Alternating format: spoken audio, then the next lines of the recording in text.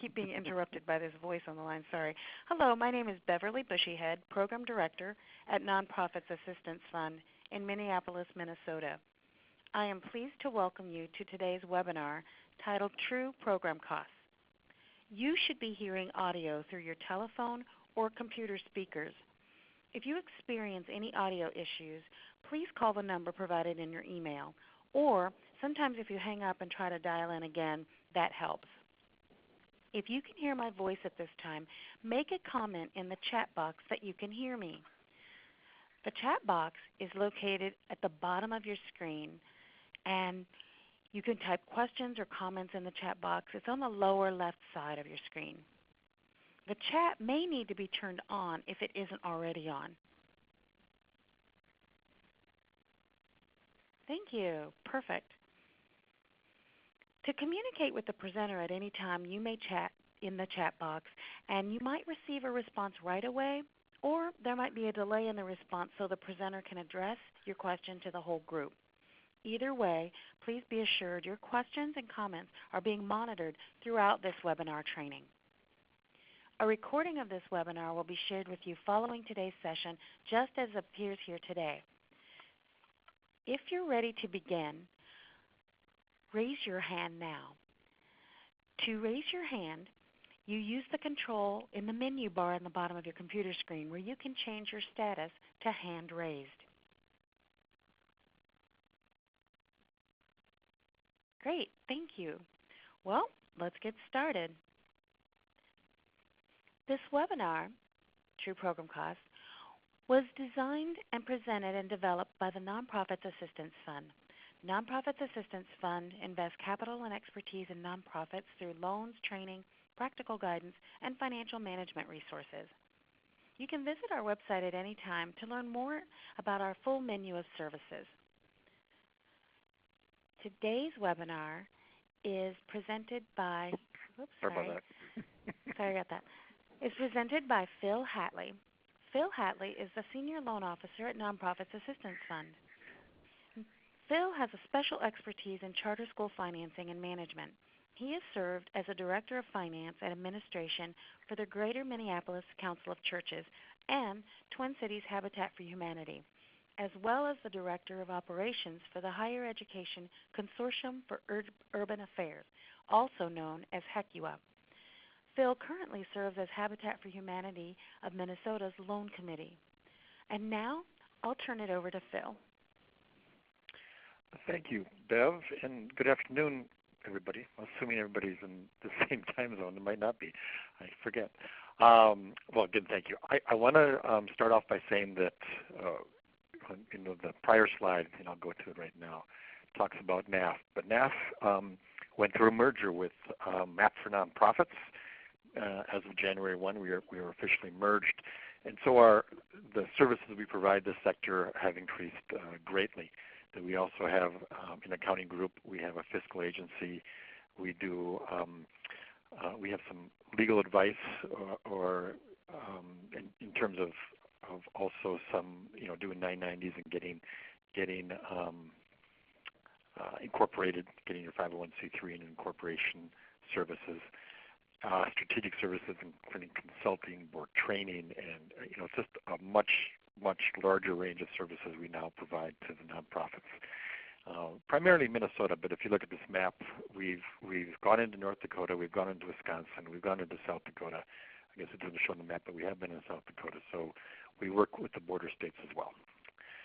And I just wanted to get everybody updated on that. So we're going to talk about true program costs and get right into it. And this is kind of what we want to do in today's webinar. That number one is to understand how program budgets relate to this overall mission. And this is a very important concept, number one, which I want to say that there's a lot of administrative work we're going to do today and look at it from an administrative viewpoint on budgeting, which is highly administrative. But I don't want us to ever forget that the mission drives the budget, not the other way around. So there'll be a couple times in this webinar where I mentioned the mission, but I just always want to know, I want you to know that that's the utmost importance to us, is that the mission is driving the organization. We're going to identify different programs. This is a kind of a getting getting us grounded, identifying programs, cost drivers, and income for different programs in the organization. We're going to talk about allocating certain monies from program to program.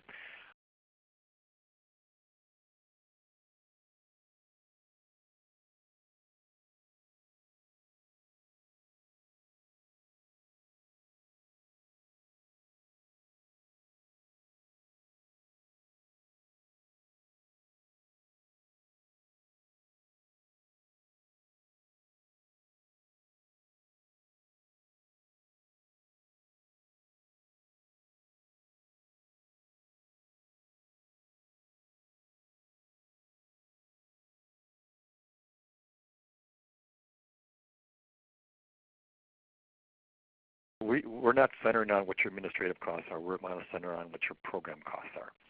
And because that's where you do the work. And to measure people by the administrative is not something we want to get into or actually even do.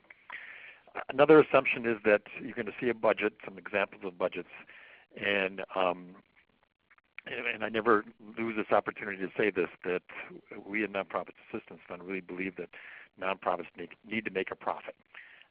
We don't always call it profit. We call it gains or losses, or gains and surpluses. But the idea that we need to, in our budgeting process, is budget for a process, budget for a surplus. And at some point maybe you don't, because you've built up a nice enough surplus you can invest it into programs and maybe outspend your income. But in this case scenario, we're going to have a budget of about $115,000 raised, and there's going to be about a $6,600 surplus. And it's important that we have these surpluses going forward. Another thing I want to say that this webinar only really works for people if we really come to believe that programs need to pay for admin and programs need to pay for fundraising if they have any fundraising allocations to them. Meaning, if someone fundraising cost center raises money for the program. So we are elevating the importance of admin and fundraising to the operation of a specific program or programs within your organization. And that concept might be new to a lot of folks, but we're going to have programs actually pay for our admin, our management, and our fundraising. So those are a couple things I just wanted to touch base on going forward. So when we talk about budgets, and this is again getting us a little grounded, we're often, budget is a big word. It's not just the organizational budget; it's program budgets, it's general administration, it's fundraising, and it's other cost centers within each of those programs. We have contracts, fee-based, and it goes on and on. I also want to say we don't have anything under fundraising, but when I did organizational budgets, as part of my work with those other companies that Bev mentioned, especially for fundraising, any special events were another cost center under that fundraising. And the general administration, sometimes we had specific cost centers if we were doing specific team building, whether it be on the board side or staff side or both. So oftentimes we would have a different budget or a cost center for that. So we build these budgets from the bottom up, not usually from the top down. We may have a conceptual idea that our budget might be X amount of dollars, $2 million or something going into the year, but we really don't know that till we build this from the bottom up and figure out what that budget really is, that organizational budget really is. So now we're going to talk about, again, kind of grounding ourselves. Why do we really need to understand program costs? And this is kind of the process we go through in this webinar, is that we want to gather information from our accounting systems and identifying costs and defining what our programs are and how we want to run them. We work through these allocations, and we end up with a program cost for each program, for each cost center. But that's just the beginning, because then I think the numbers are the easy part. So if we start thinking about, okay, when we have those insights, what are we going to do with them? And looking at these 6 boxes, this is really what getting those insights does. We want to ensure the program cost and organizational cost. Now, the organizational is the whole organization, but sometimes we call we call the admin costs are covered as well as, or the fundraising costs as a whole organization. But we want to ensure they're covered, and we want to develop accurate assumptions. And I'm going to pull my arrow out here. These two are really, really connected. I mean, I think actually we do this one first, develop accurate assumptions.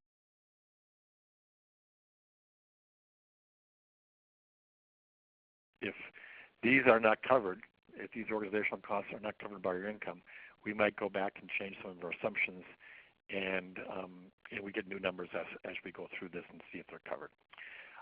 Admin adjust the program assumptions when programs are not self-supporting and able to contribute financially to the organization. The assumption here is that all programs need to make a profit again or have a surplus. That assumption is not going to come true oftentimes, and so we're going to show you how we look at that and how we are able to cover those costs. But I think going back to that, all programs or all organizational budgets, as a whole, organizational budget has to again be self-supporting and show a surplus. Ensuring that the appropriate amount of development work is performed, and the next one, communicate the financial needs of the organization. We could not do that unless we figure out the true program costs. And again, these two are really, really connected. I mean, how frustrating would it be for a development person to really not understand what the program costs are of a specific program? They think they've done all the development work needed to support that program, only to find out that it really does cost more. And so communicate these costs accurately is a big issue that we want to get to. And then finally, complying with required reporting. This required reporting could be to funders. It could be for your 990 that you need to file, or most organizations need to file. That we want to know what our functional expenses are for the 990s, and then going back to the funders, how much did we spend on a program that was funded by their monies. So there's a little bit of an idea of kind of laying some groundwork towards program costs. Now here's some more groundwork actually though. What are programs? How do we define programs? And sometimes we define them, sometimes we allow our funders to define them. And I think what's important here is, we're going to get to the next slide, which I think is more important, but the important part here is I want to say that functional expenses of your organization, that we include fundraising, admin as cost centers. And later on you will see a template of a budget, and that is one of those non-negotiable cost centers in that template, that fundraising and admin. I go as far as to not just call them cost centers, I call them programs in and of themselves, and the programs that are needed to run the operational programs, or the mission programs of the organization. So when you look at what are your programs and how you define them, and I'm not going to say that you should define them in certain specific ways. Here's just some good examples, and some could be the types of services provided. You might provide different services to adults than you would children, and if you run programs that provide maybe the same type of service, but to different groups, it might be two different programs. Actually, that was just, I jumped the gun and talked about this one right here. Types of services might be, I work with a lot of clinics, and when you walk into a clinic, there's a dental service. There might be a service having to do with allergies and things like that. So different services might have different cost centers. Certainly different locations. That if you're serving people in one neighborhood, you might want to figure out, that would be your program, or your cost center might be to those people served in a specific neighborhood or a specific city, or even a specific county or state. I'm going to jump over here to staff with specialized skills. The example you're going to see today, one of them is a legal service, and so we're splitting out that not only by the service, but by needing some certain specific skills to run that program. Outcomes can define a program as well, and so you might be running a project with, you're looking for specific outcomes, and you want to measure that specific work that you're doing to see if it hits your projections. And so you might have a cost center or a program like that. I mean, I don't find a whole lot of difference between programs and cost centers. I think you could, all programs are cost centers. I don't believe all cost centers are actually programs, but they're very related, and it's a matter of what you want to track in terms of your income expenses and for specific purposes. And I don't want organizations to spend an inordinate amount of time on small cost centers. That anytime we can merge these together and to get good information, the information we need out of it. But really, it is about what information we want. And when we go back to, I'm going to go back to the prior slides, back a little bit here, and look at these. And so these to me are the cost centers that roll up to the program. And but this is also, the program itself is also I should use my arrow. These are the cost centers that roll the program. The program is a cost center in of itself, but we call it a program, and we call these more often cost centers. So just to get the lay of the land a little bit. Let me move back to where we want to be. We're going to show you an example. The example we're going to be using is this. It's a fictitious organization that we made up called FAN, or Family Advocacy Network, and it has two programs: legal assistance and credit and financial consultation. But you'll see we have four actually distinct cost centers when we add fundraising and administration or management. So we're going to identify some income categories first, which is actually the easiest part when you go through the whole process of allocating costs. Income is probably by far and away the easier. So I'm going to go to the example first, and then we can come back and look at this if we want. So in the example, here again are four different, two programs, and again I often call these programs, but we can call them cost centers or programs. Then we have each one of them, so we have four of them. So not a very big organization. But here's money that is given in a restricted fashion to these programs, as you can see through there. And here's money that these programs, legal advocacy, has earned the $7,000 and the $3,200, and credit and financial has earned the $4,000. So we attribute those sources, that income, and revenue, the support revenue, specifically to the programs. So that's pretty intuitive, pretty easy to do. Here's one that gets a little bit, you can have a little fun with if you like this kind of fun. So fundraising, this is all money that's unrestricted that's come in. And I think really there's only two ways to deal with this money. And you can do a combination within those two ways, I guess.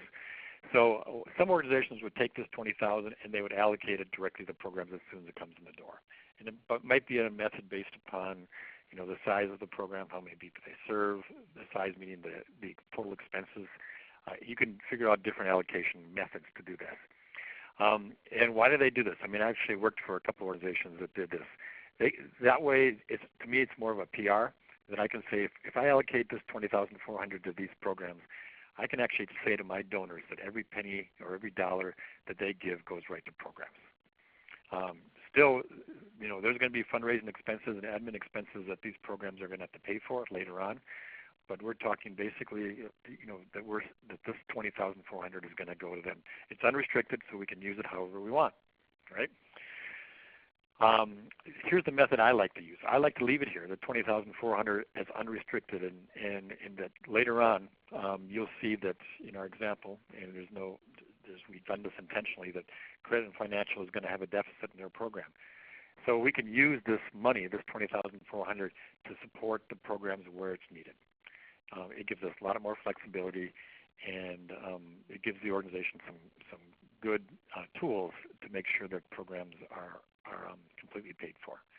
So there's two ways to do it, but the way we're going to show you today is this is going to be left in fundraising as unrestricted dollars that we can allocate later on in our process that we go through here. So I should say one other thing, that as we go through this, we're doing these allocations. We're doing it all. This is the budget we're forming at this point. So during the year, you would want to use the same kind of allocation methods that we're using here, and to see how the numbers really work out as we go through. But it all starts with the budgeting process. Now expenses gets a little more difficult, and income is harder to predict, but less complicated to allocate. Expenses, you probably know your expenses pretty well during the year, but to me it's a little more complicated to allocate. And we look at expenses in three different categories. We look at the contractual and mandatory expenses.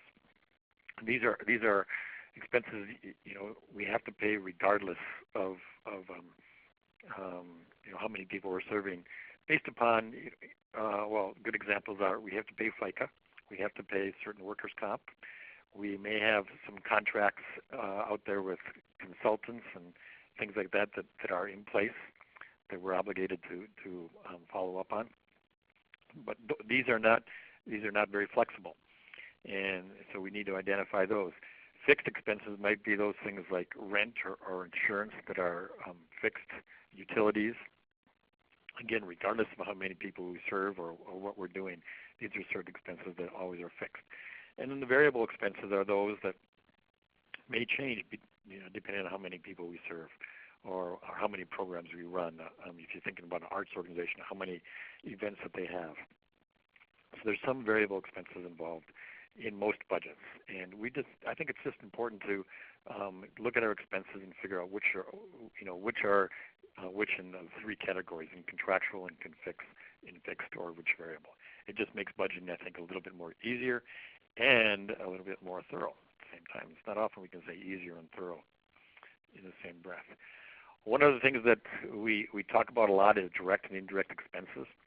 And we try to define them here, although I did this one time with the nonprofit financial group here in the Twin Cities, and they came up with several different definitions. But this is the one we like to work with.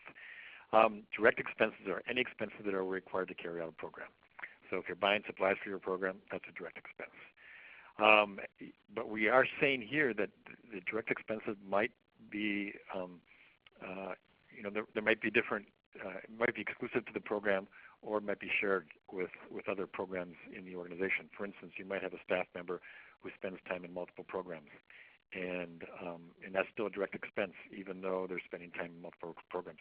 You might have an executive director who, in a smaller organization, is doing some program work, or even an executive director. In my world, if an executive director is supervising a program director, that truly is part of the program cost because of the work, the oversight is a program cost. So there's a few different ways to look at this, but there are some of these indirect expenses that can't be assigned to a specific program, but are important to the whole organization. We call these overhead. And at the end of the day, we're going to allocate them to each program area. But some examples might be, and actually I'll go to the next slide and give you some examples. Maybe I will, maybe I won't.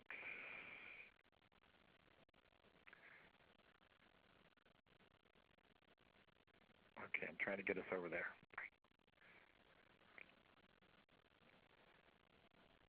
It looks like this is frozen, Bev. Okay.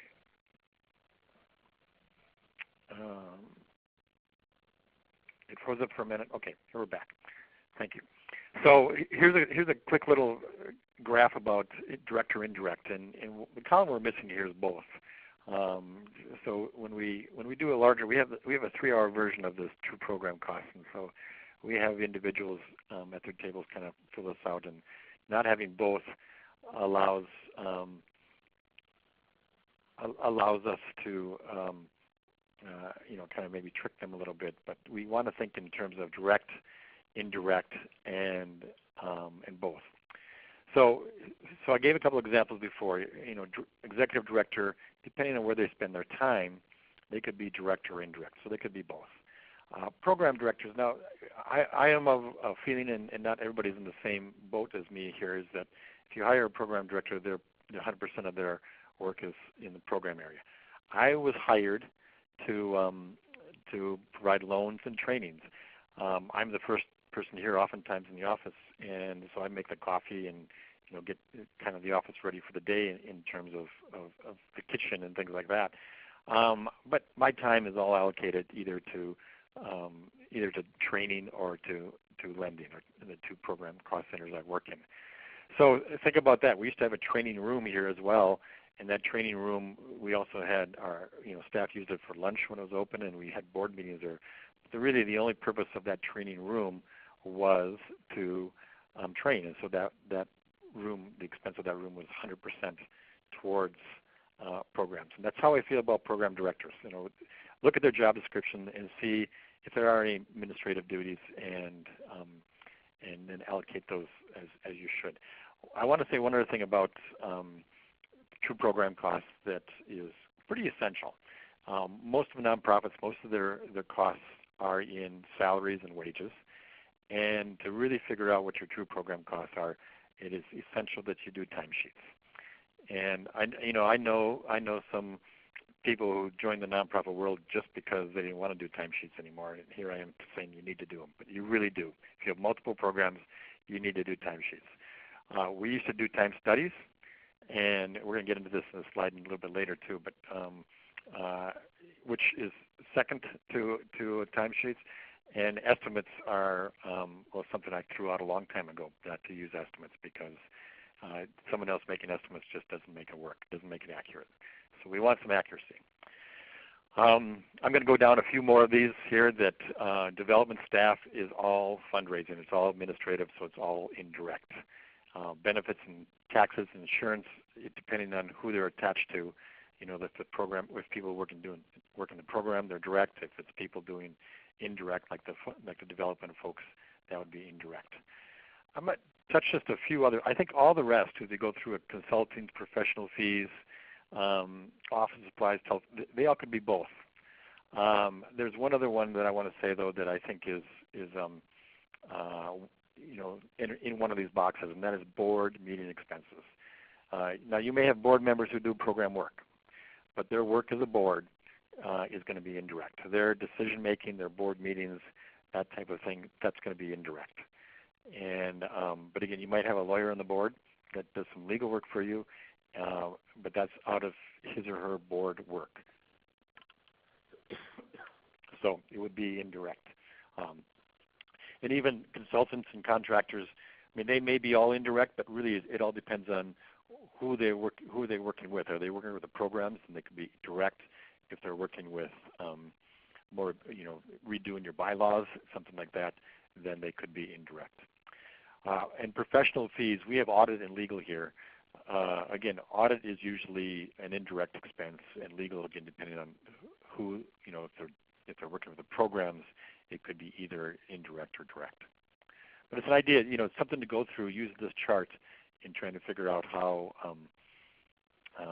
where your expenses lay.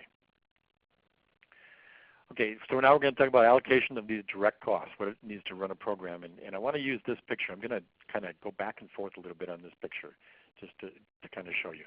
So here's the next slide is, what drives your cost to go up or down. So activity, when you look at this picture, this is obviously a school, or it could be, it's going to be a school. I don't think it could be a daycare, I guess, as well. But what drives these costs? And the first thing I would say is probably the number of kids. And if you have a certain amount of kids, you're going to have a certain amount of costs, to some extent at least. And also, as you have more kids, you need more supplies. You maybe need more books. And maybe at some point you need more teachers. As you get more kids, you need more teachers. So what really is driving in this example, this picture, is the activity or the number of kids in the room. Certainly this school needs a building. It needs square footage. It needs heat, electricity, at least in this part of the world. It would need all those things. And so that's going to drive costs as well. And it might be that the number of kids, of course, sizes the facility to that need. The amount of time, this could be the school day length. This could be if it's have after school programs, how much time they spend in that and things like that. So time is a little bit less relative in this example. But if you are if you're a consultant, it certainly can. If you're doing training, time could be a certain driver. What are your organizational values? In going back to that picture again, maybe one of the organizational values is that no classroom. I think if I did the count right, 2, 4, 6, there's 11 kids here. something to that effect, but your values might say there's going to be no more than 15 kids in the classroom. So there is some volume savings as you go from 8 to 10 to 12 kids, but when you get to 17, you've got to hire another teacher and another or find more space. So that is a value statement that I have said that my organization or this school will not have more than 15 children in a classroom. And then, how are these values reflected in how you spend money? Again, it all depends on what those values might be. And culture does have an impact. So culture is I'm going to go even bigger than culture. That working with using that same example, working with high school kids need more space. They need more room than the younger kids do, who need a smaller space to work in. It could be that certain cultures require a certain amount of different space that you need to work with. There might be those that you need to have special food for, people in different cultures or who you're servicing. So there could be a lot of things like that. So I'm talking about basically the culture of the people you serve, not the culture of your organization, although that could have some impact as well. But think of culture in a broad terms, not just whether it's the race or what country they're coming from, but really it could be age, it could be gender, it could be a lot of different things that we talked about. It could be living in Minnesota versus Florida in terms of some expenses that may have impact. So that's a big catch-all in that area. And so here's some example of cost drivers, and we want organizations to identify what their biggest cost drivers are. Excuse me. Personal expenses is, for most nonprofits, is by far and away the largest cost. We may mitigate it a little bit with contract expenses, but occupancy is up there as well. When you're budgeting equipment and technology, I learned early on, I'd say this is in the late 90s. I've been around a while. This is in the late 90s where, before that, in the mid-90s or even early 90s, we didn't do much in terms of technology, equipment, budgeting, and now it's become a huge cost. And when we just have to figure that in terms of both personnel, equipment, and all those areas that we work with. There might be other operating expenses. Bev mentioned I worked for Habitat for Humanity. We actually had our largest expense was actually construction costs, which is unusual for a nonprofit. But you got to look at that. If you're looking at schools, it's the biggest ones would be personnel, followed by occupancy, followed by busing and transportation. And so your mission will dictate what some of those other costs might be. And then what are the drivers? So the number of people we serve certainly can drive those costs up or down. The number of people we have, which could be related to the number of people we serve, can cause those costs to go up and down. As can square feet. The bigger building we need, the more it's going to cost. And then we have the catch-all for other there. So we start thinking about your expenses. And part of this is that I want you to first center around what your big costs are and how you can save money or make it more efficient in many different ways, because these are your biggest cost drivers. And to know what they are, and when nonprofits get into kind of a financial crunch, we oftentimes look for that little thing. We're going to cut maybe continuing ed, and when we should be looking at some of these big cost drivers and figure out where the cuts should be, because cutting continuing ed might be just a short-term fix and cause you to have a much bigger problem later on. So it's something to look at and think about when you look at these drivers. So here's our allocation methods we're going to talk about. And oftentimes number one, which is we call a simple assignment. People don't call this an allocation because this is a program we're going to buy certain supplies for that program, and it's going to be budgeted for that program. So it's a one-to-one. It's a direct relationship. We're still going to call it an allocation. The other three. I'm going to walk through them a little bit, and one is formally based on use of staff time. This is by individual staff. So again, I'm back to, I'm going to go right here. I'm back to time tracking, that we need to track our time to figure out what are many of our costs can be allocated. And I just want to say one thing about this. Time tracking is important to figure out your costs, but it also could be very important to your funders. So you got to make sure that you're tracking time in the way that can justify the costs, especially if you have contracts with the government. And we ran through a real life example when one of my clients used estimates based upon time studies, and their contract with DHS, Department of Human Services, required that they track actual time. And the consequence was that DHS asked for $280,000 back because they couldn't justify their time on paper how they were spending it. So understand that I think we've got to do some kind of time tracking, but understand what you really need to do for your organization in terms of the funders. So that's this. The number 2 is a formula based on use of staff time, individual staff time. I have staff person number 1 who's spending his or her time 40% in program 1 and 60% in program 2. So that's what I'm talking about is allocating staff time based on that. The third one is formula based on use of resources. This could be square footage. This could be your utilities and rent, insurance, things like that. Now, I like this one a lot in terms of especially square footage, but you can, again, once you figure out the square footage, how much program 1 is using in square footage, they pay the rent or the utilities, or it could be a depreciation even if you own your building, that those costs are allocated based on square footage. Now, the fourth one is kind of my catch-all. I like this one as much as any in terms of we take total FTEs. Number 2 was individual, and here we take total FTEs. And the reason I like this is one of the organizations I worked with, they would buy supplies and put them in a supply room, and every individual who went in and took a pencil or a pad of paper or a marker out, excuse me, would have to account for it. And then that would go to accounting, and they'd have to allocate it. And what we're doing here is this. We're going to say, supplies can be allocated by total FTEs, or, you'll see a list of different ways which we've used this, but it just makes life a little bit more simpler and efficient. And, almost every funder, I cannot think of a funder, and I'm mostly thinking about government contracts, that haven't said okay to this, that instead of having to put your code in the postal machine or code into the copier or accounting for every pencil you take out, you can use this allocation that follows the whole organization, assuming, again, your organization is heavy on people. That's where the largest expense is. So it's one way we've simplified the whole process. We already walked through this.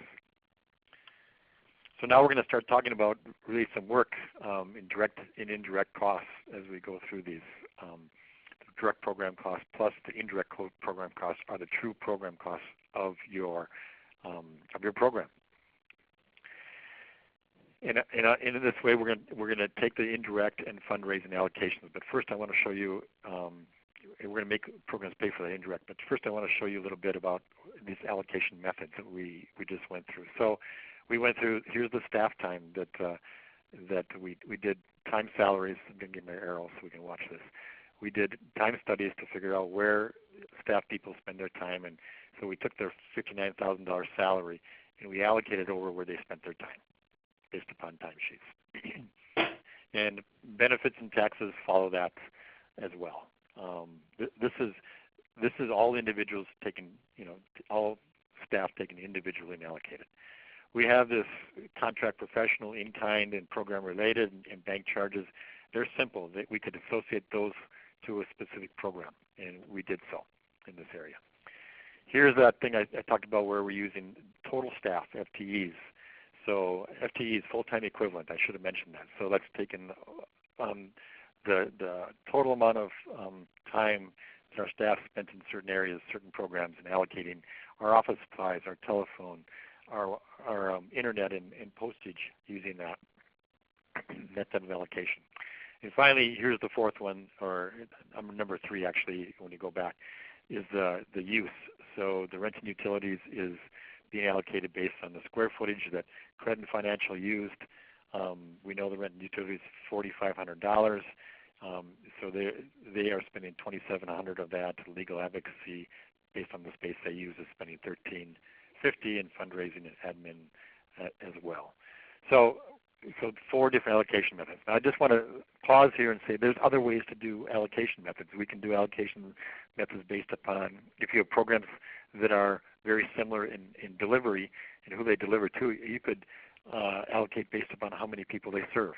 So one program might serve 30% of the people that you serve in entirety, and you could use that as an allocation method. You could use allocation methods based upon all sorts of little how do I say this, on types of fundraising. So if you want to, if your government contracted, your programs are all kind of government contracted driven, you might want to, that's a common theme through all your programs, you might want to allocate based upon how big government contracts are in terms of percentage to each other. So there's different ways. We're not saying these are the only ways. The staff time, simple, FTE, and use. So be creative in looking at your organization and see where it fits. Okay. Let's move to the next slide. So here is where we're going to start this process of allocating our admin and our development or fundraising. And this is the concept we're going to do. So we have our different categories here of credit and financial, legal advocacy, fundraising, and admin. We say in this example that credit, financial, legal, and fundraising all have administrative expenses that they need to pay for. So we're going to take the administrative cost, which for this organization is $14,939, and we're going to allocate it on line 35 to credit and financial, to legal, and to fundraising. So here it is right here. So how we're going to do this? Well, the math isn't here for you, so I'm going to give it to you.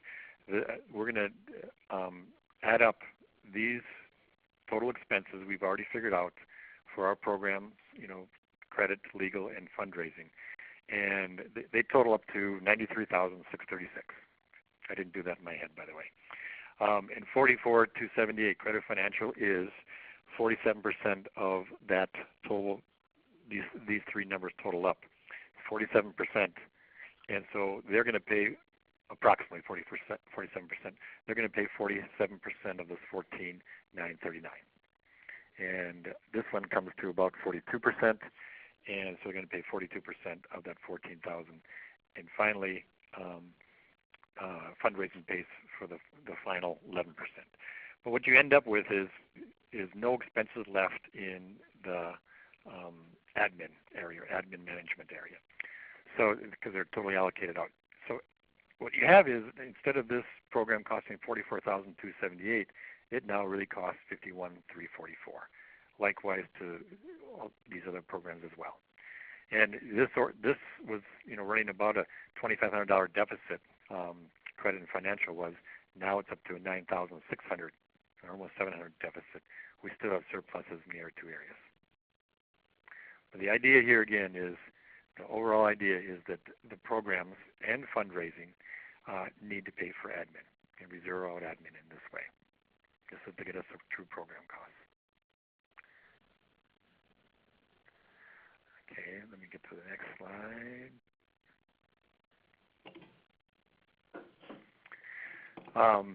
So the next step is to allocate the fundraising.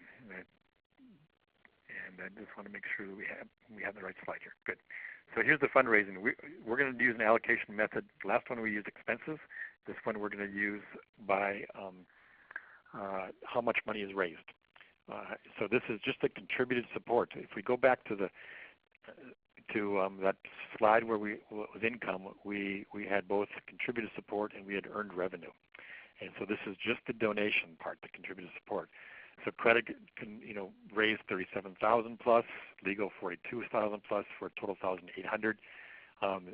This is 47% of that $80,000. So we're going to take the fundraising of $12,293. That's their total expenses now, and I'm going to go back and show you that. Here's the 12,293 you see right here.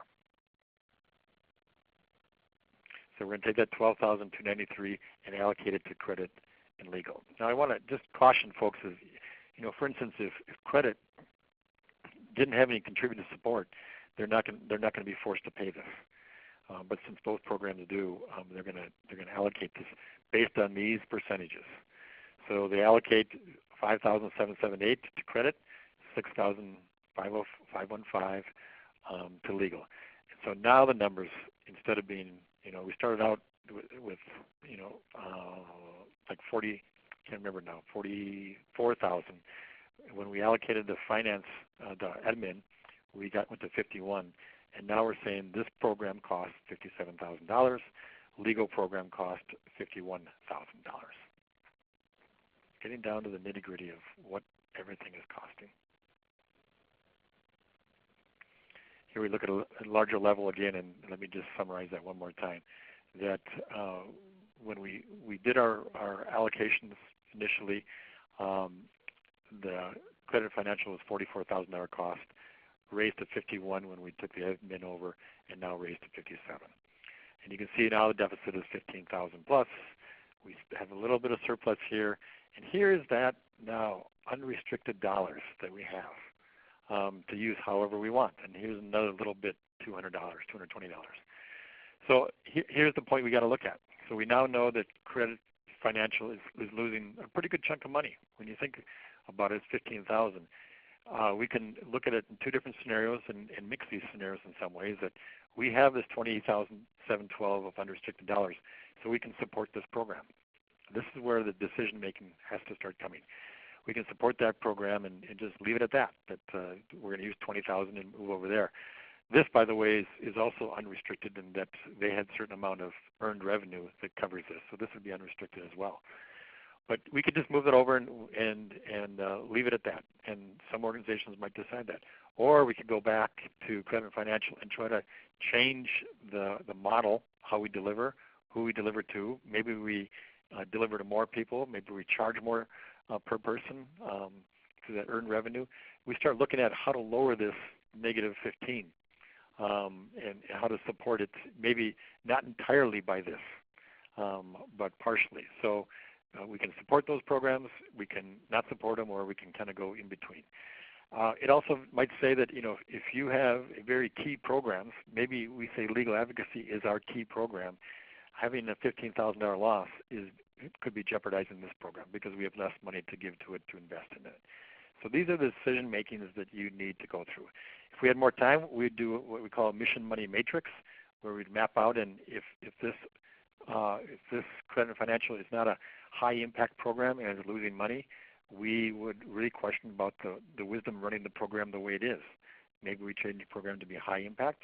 Maybe we change the program so it doesn't lose so much money. Or maybe we say this is not a program for us because it's just not fitting what we want to do, losing money and not being impactful. So those are kind of decisions that we want you guys to get to as you figure out true program costs. I hope everybody's on board with that. That's the big kahuna in the room, is to figure out what your program costs are and then what to do with that information. So kind of putting it all together, we're about 10 minutes early, but we'll look at questions as well.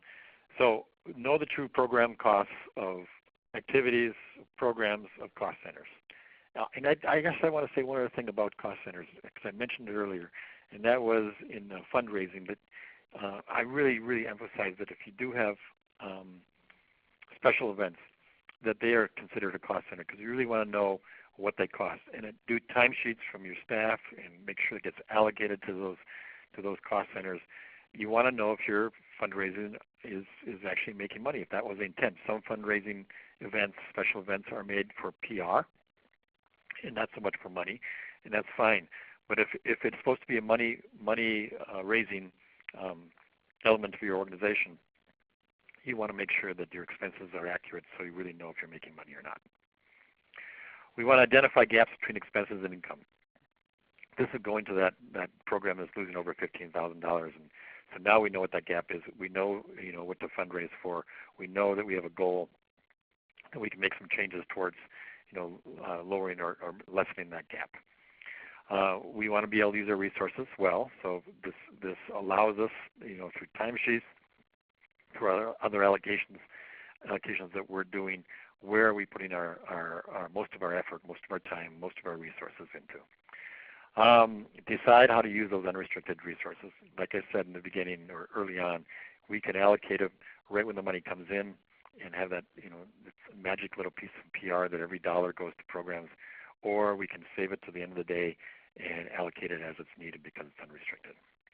And finally, going back to my assumption in the very beginning that actually this is on the back of my business card, is we want to balance money and mission.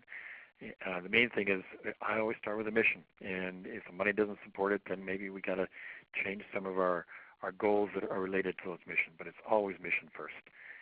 There's definitely interaction between the two, but we want to be on our mission at all times, and to have good outcomes and good impact on the community we're serving. So finally, I just want to go through that we do have many resources at Nonprofit Assistance Fund and at NAP. And one of them is that we do have this budget. It's about, I think, maybe 2 years old now, this budget tool, where it has multiple programs, and it's where it does allocations for you based upon what your inputs. So it's limited in some ways in terms of, I think the maximum amount of programs is 10, or cost centers is 10, plus fundraising and administration, so 12 altogether, and a certain amount of staff. So there are some limits to it. But if you're good with Excel, you can take this and make it bigger for yourself. Anyway, it's a tool that is really based upon everything we've just talked about, figuring out what your cost centers are, what your programs are. Are you making a profit? Are you allocating your fundraising? Are you allocating your administration and getting it down to a true program cost? All for the purpose of, not for the purpose of lowering your admin, but all for the purpose of, does the cost of these programs and does the mission impact of these programs line up? I'm going to quickly look at some of the questions and see if I said anything or if I missed anything. Looks like I should have been looking earlier because it was hard to speak. People couldn't hear me very well. I apologize for that. Any questions? I mean, if you want to throw some questions out, we do have some time. And if there's nothing comes up, Bev, I'm going to turn it back over to you. Okay. Just wait for a couple seconds to see. Just so you know, just a reminder that you'll receive a recording of today's webinar, including the resources that were shared in the chat box. So I just shared a primer video on cost allocation, which Phil did a really great job of talking about today and the different methods. Also, there will be the budget allocation tool that he mentioned will also be in the email that comes to you today with the recording and these resources so that you can find them on our website. Thank you, everyone, for participating. There'll be a short evaluation survey that pops up on your screen at the end of this webinar that we ask you to take a few minutes just to help us understand how we can do a better job for you on getting our training delivered through a webinar format. We obviously do training in lots of different ways, but webinar is easy to manage, and with a recording, people can watch it again at any time that it fits into their schedule. So thank you for helping us improve our training in response to your needs. Check out our resources on our website. The address is on your screen right now at nonprofitsassistancefund.org, or you can call us anytime at the phone number listed there, 612-278-7180. Again, you'll get a recording and all the links to the resources we shared today. Phil did a great job. Thank you very much, Phil, and thank you everyone for joining us, and have a great afternoon. Thank you. Thank you.